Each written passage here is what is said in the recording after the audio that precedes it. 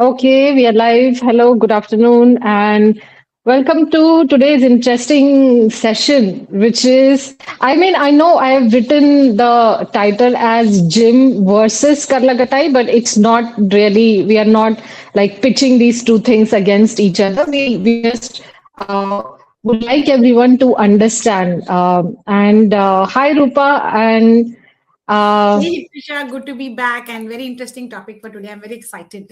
Means I yes, think yes. you are the best person to talk about it because you've been in both sides of the world and had first-hand experience of both and have integrated both in your practice and lifestyle. So you are the best person to talk about it, I felt.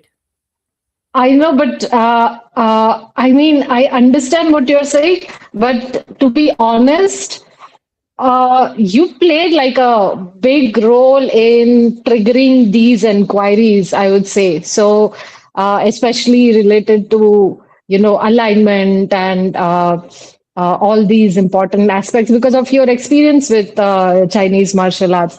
And this is an interesting topic, and thanks for coming up with this. So, what I would like to share with everyone is that we are not here to like present some heavy and difficult to understand research papers or anything like that. What we are presenting today, this conversation is going to be about what our own experience has been with these two kinds of fitness practices. Yeah. So, Rupa, what do we start with? Okay, let's probably start with what we target or what we hope to achieve by going to a gym.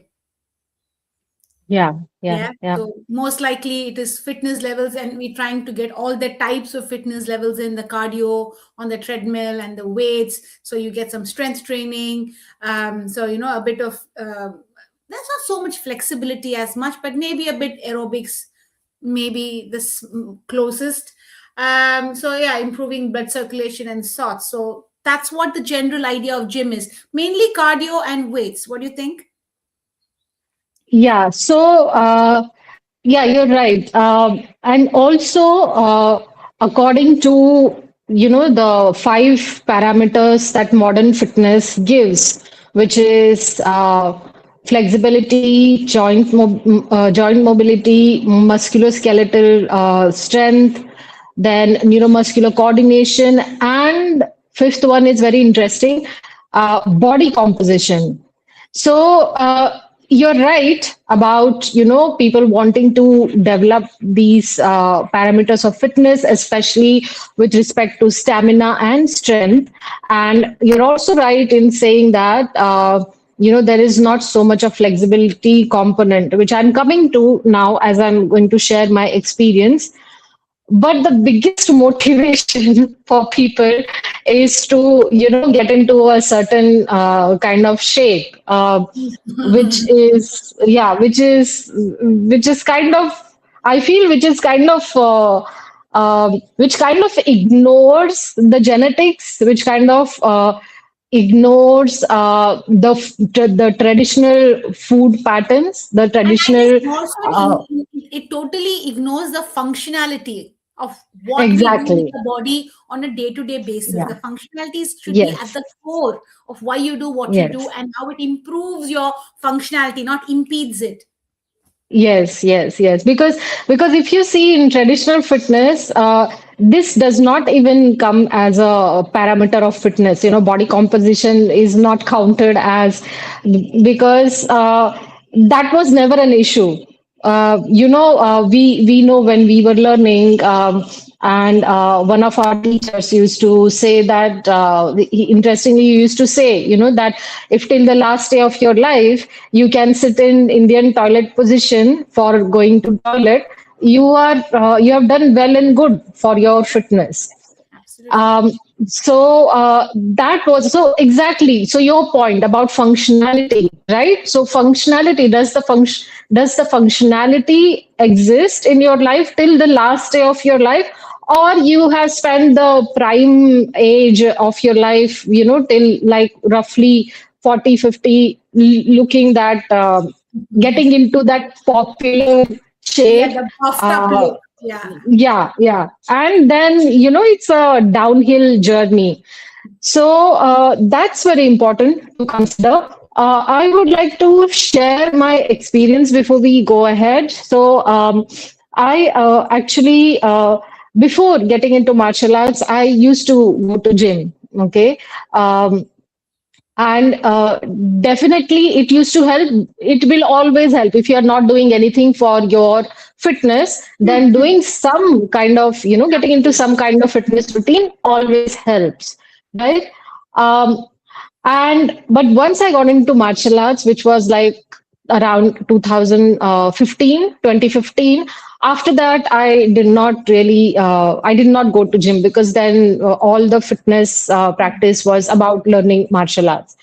But then in 2023, I would say I decided to pursue a course as a fitness trainer in a proper, like a school, which has, I'm not going to say any names, but it's a proper school and with a proper course, government accreditation, and all that.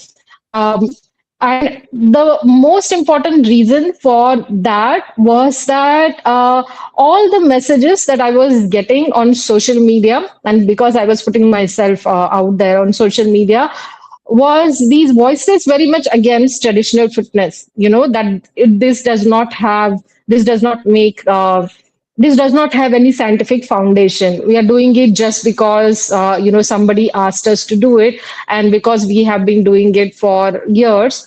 So, but there is no like scientific explanation for this, and that was actually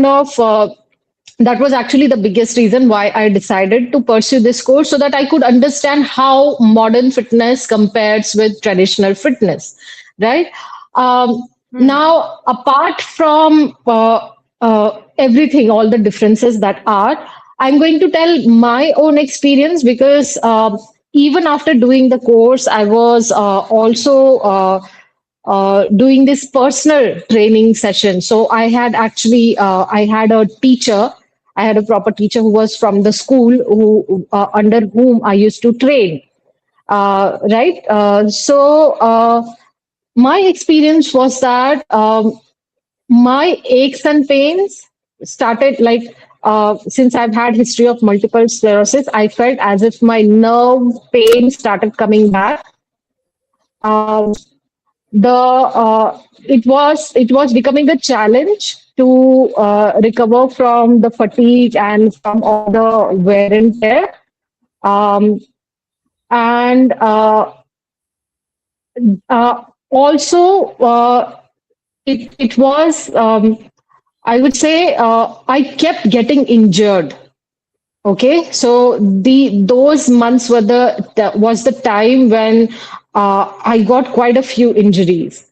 Now compare this with Meipadam and Karlakattai, which I started in 2019, which I started learning in 2019. First of all, it helped me to reverse symptoms of multiple sclerosis. So that was like all the nerve pain, aches and pains, and symptoms of multiple sclerosis were gone. And how I long did it never take you, just for our viewers' benefit, how long did it take you to feel a it significant relief? 3 months, 3 months, 2 to 3 months. Okay, my energy levels were like the energy levels that I experienced. I never experienced such high energy levels before starting Meipadam and Karlakattai. No injuries, of course. There were no injuries, and uh, it just felt like such a natural and harmonious way to keep fit. So, not just that physically I was feeling in very high energy, my aches and pains were gone, but also mentally I was feeling so good, right? Which if we compare to all the months I spent training in modern Yeah. fitness, I remember even mentally I used to feel lethargic, and also because the injuries that I developed. Also, one more which I felt was quite a burden was to follow the eating pattern or the lifestyle. So I know the atmosphere of the school and the gym where I was going was that, protein powders and this shake and that shake, and some creatinine and creatine and this and that, and lot of packaged and processed things. Whereas when I compare it to my training days in Meipadam and Karlakattai, where I was living in a village and just eating the regular, fresh food, rice and curry and, fish, fresh fish right out of ocean and vegetables. And that was just enough to keep up in high energy and feeling good. And so the life was much simpler than than what you kind of get into when in this environment of modern fitness. Also, one more interesting thing, which I know many people wouldn't even care about, but I do. I do, and I know many people, many of my students do, is that uh, there is a lot of atmosphere. There is like a big atmosphere of competition, okay, in the gym and such places. Whereas if you see, not just in Meipadam and Karlakattai, but even in Silambam or Kalaripayat, when you start to learn, every time when you start to practice, you first take a few seconds to do that whole salutation and take some time to express your gratitude for all the elements and for all the entities in universe, so there is, I mean, it just brings you in this zone of feeling peaceful, feeling grateful, and um, just like more harmonious mentally, just calming you down. So I know a lot of people will not give importance to it, but then over a period of last 6 years, and having taught, I can say comfortably a couple of thousand students through regular classes, I know they have also reported feeling the same thing. What about you, Rupa? Yeah, it's a massive paradigm shift, as you rightly pointed out, from the so-called modern fitness approach, the gymming approach, with the overcomplicated food and diet and lifestyle and all of that. It's all sort of hyped up to a certain degree, as I feel too. Whereas the more harmonious and flowing with the nature, respecting your body for what it is, and working with your flexibility levels and strength levels and building up from there. There is only you comparing against with yourself, rather than you trying to come to a benchmark. Oh, I need to lift 50 100 kilos and only then am I a strong person. No, for a petite small person, maybe 50 kilos is a max, and anything more is, like you say, causing injury and not working positively for the person's well-being. So it's working with your body structure. That's how our traditional medicines, may it be Ayurveda, Siddha, Unani, Chinese medicine, take any traditional medicine, they look at each of us as unique, and each of us need to work with a unique build, unique systems, and that should be the focus from where you are building up. You are not trying, you can't have a tiny petite Japanese or Chinese sort of person trying to look like a Russian, who are 6 foot and massive. That is their genetics. That's different, and these guys are different. So, but if you look at these Chinese and Japanese people who have been practicing traditional martial arts, I have seen personally myself tiny 5 footers. Okay, she was, I think, 3 times world champion. She was tiny, 5 foot. Okay, and she was throwing 6 foot Russians around like they were made of feather. So what I'm saying is that is the functionality to appearance. So appearance wise, you will think, she's benign and not a threat at all. But her power was unbelievable, and you had to experience it to believe it. At the face of it, so it is where you want your focus to be on: the appearance aspect, the vanity aspect, or something deeper, much more beneficial, more functionally viable, more personally catered. It's which sort of aspect There is no judgment as to one is better than the other. Each have their own preference. It's no point casting, oh no, I say this is better and work with it, but see what works for you. Just think about it Yeah. is what I would suggest to everyone. Think about where your focus is on. How do you want to play it and take it forward? Because Yeah. sometimes I see these, big bodybuilders, they walk funny. Yeah. They're not Yeah. walking normal, I feel. It's like, Yes. Yes. really, what is coming in your muscles coming in your way? They can't lift, they have restricted range of motion. Yes. Um, their health is impacted even though they look amazing supposedly, because that is our definition of what amazing needs to look like. But if you Yes. see people like Bruce Lee, who had such immense power, he was lean, he was super lean, nothing that you would really think, he's a strong man, but he had all the power. So it's a Yes. choice that we have all to make as to which one do you want to be, and what's the purpose of being a certain way. uh, Right. Right. so yeah. Right.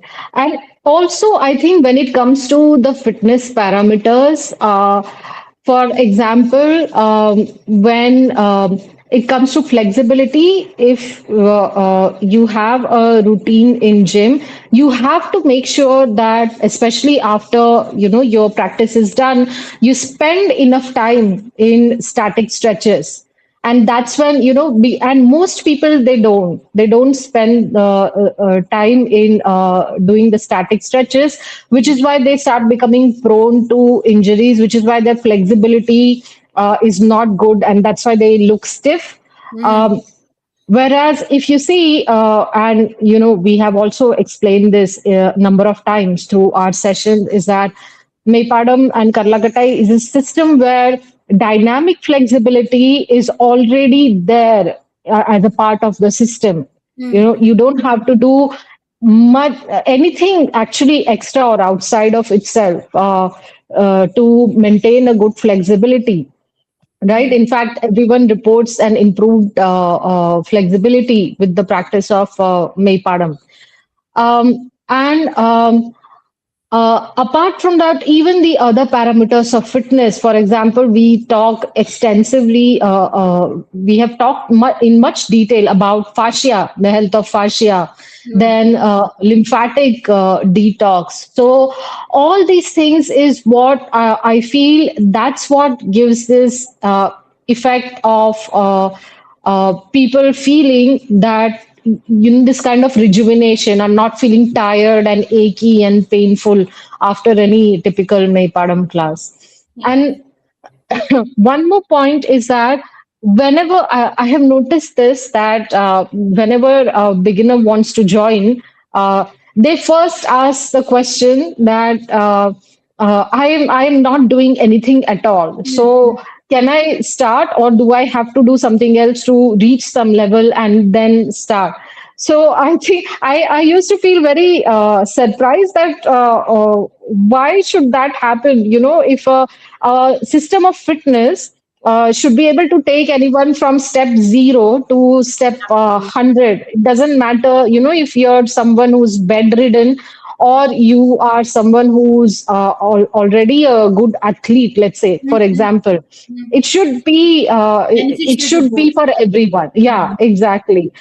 And then later on I started understanding that because when people go and inquire in the gym, so sometimes if their fitness level is too bad or if they have some health issues, they are advised to ask they are advised to uh, practice, maybe start with some walks first and then turn up after a couple of weeks.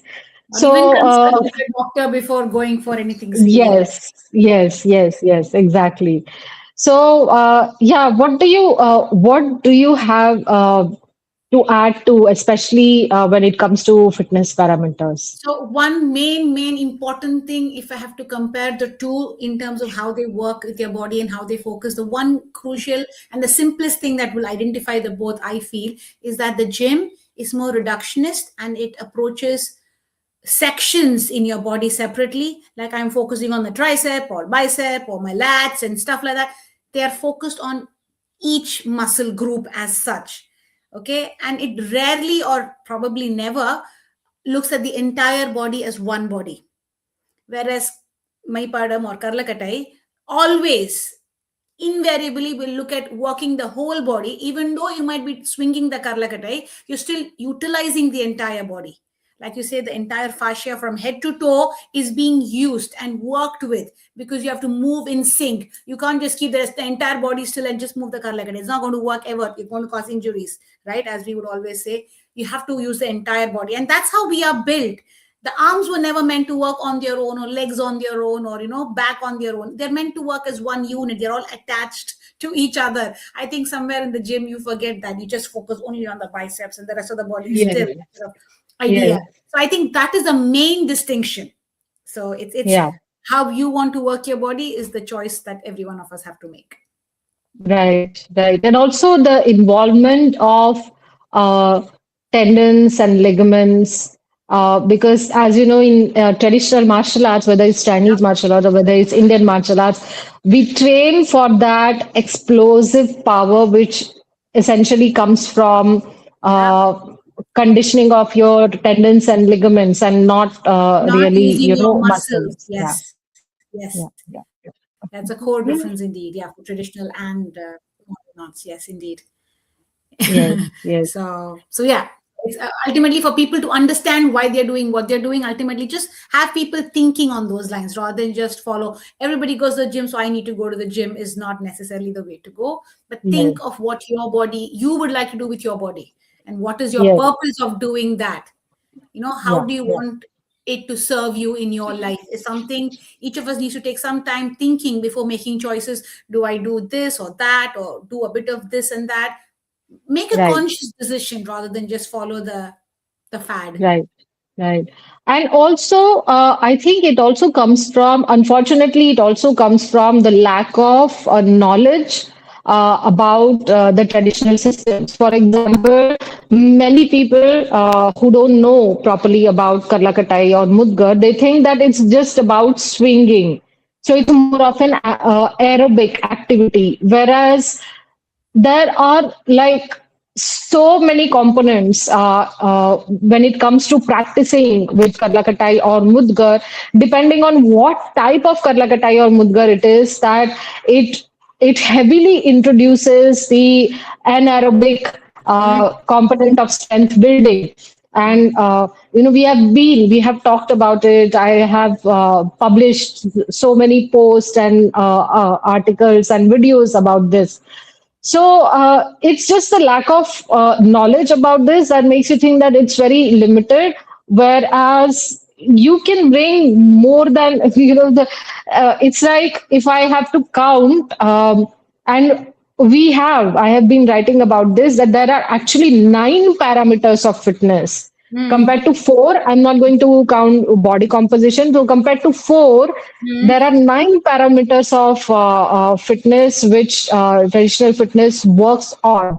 So it's actually working on more things. So if you could only know that you can also practice with different kinds of wood, like wood that is high density, or if you mm, practice with gada, or if you practice with a different kind of karlakatai, maybe yoga karlakatai, or thoppe karlakatai, or kushti karlakatai. It mm. just changes the game, but people just know about one kind of karlakatai, that's kai karla, Yeah, yeah. the typical. Correct, correct. So yeah, so there are just so many components that you can bring in, and the variety is like so much. Yeah. Yeah, yeah, Absolutely. Absolutely. I agree. I agree. The possibilities are open if you just sort of venture into it and figure it out for yourself. And I would suggest yes, anybody and everybody to experientially figure it out. You don't have to take our word for it or anybody's word for anything. Try it right, right, yourself, get a first hand feel of how you feel in your body and mind when you do something like a traditional right, practice of Meipadam Karlakattai or any other traditional right, practice. Try to right. tune into the body. That's another thing which we do, tune into the entire body and the breath all in one go when you're doing a traditional practice, unlike the more western modern practice where it is again minimalistic and focused on that one thing and the reps alone, nothing else seems to Yeah, matter. right, The right, weight and the reps seem to take top priority. right. So So yeah, so it is more for people to start thinking on these lines, that there are other options and Exactly. possibilities for them to consider. Exactly. And also, Exactly. we have a question asking why new free online classes are not available. Um, I guess it is down to our busy schedules. Neither of us can necessarily commit long term to Right. free online classes. We started them off to more introduce the public and give them a taste of what it is to do a Maipadam practice, a such session. So once you've had a Right. taster, you will know whether it is for you or not. If it is, Exactly. you will benefit from longer and more regular sessions. Yeah. So the free And one we was have just, done enough. We have done enough number of free classes already on the channel, right? yeah, yeah, So yeah, and also I mean, we throughout the day we are teaching. I think I'm also teaching for like 4 to 5 hours every day. absolutely. So for you to learn properly and what you need to focus on, it's better to learn properly in a systematic way with with guidance from teacher instead of just making working things out with On your own. these 20 or 25 free classes which we have put, which we had essentially put to introduce Maypadam to everyone. Yeah, So yeah. absolutely. And I think before we finish this session, I would say that from my experience, what I have seen is considering the kind of people who have been learning, whether um, severe cases of rheumatoid arthritis, Hmm. multiple sclerosis, people who start fitness at the age of 65, 70. We have had students who are 75 like and 72. 72, Yeah, the oldest in my class 75. is Yes, 79 so degree. Yeah. exactly. So this is a system that's for everyone, but it's also important to understand that you learn from a teacher who has learned properly. I think I'm very thankful that I got to do that course because now I understand the two systems properly and what can be integrated, what is good, and what in the long term will not be.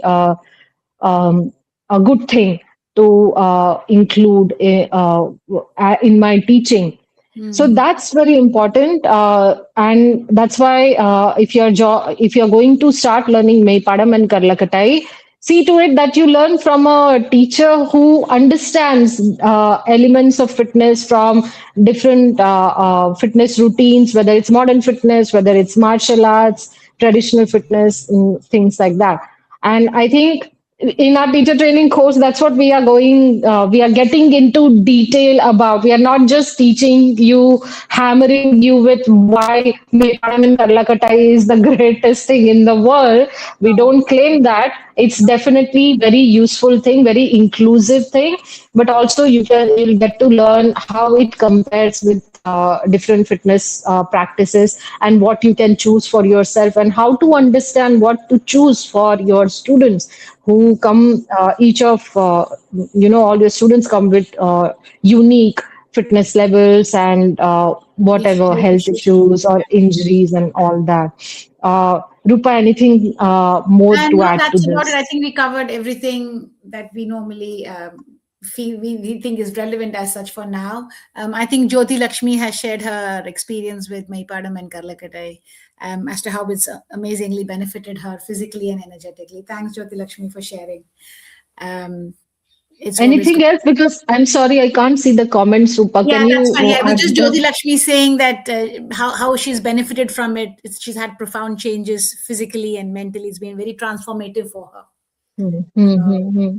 So yeah, Yeah, it's yeah. um, She's also a very very disciplined consistent. practitioner. Yeah, she's Very very consistent. consistent. She's been doing it for now almost 3 years now. Yeah, So yeah. that's right. Yeah, Yeah. beautiful. Yeah. So like I said, we are now focused on getting our act together for our teachers training course upcoming next month.